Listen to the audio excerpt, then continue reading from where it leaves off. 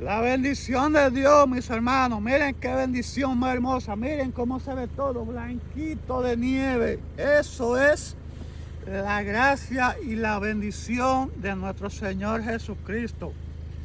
La naturaleza en todo su esplendor, junto con la mano poderosa de Dios. Y otra cosa también, a la persona que le guste comer arroz blanco, miren, aquí hay mucho arroz blanco por donde quiera. Ya ustedes saben, arroz blanco por donde quiera, pero sobre todo, muchas bendiciones de Dios.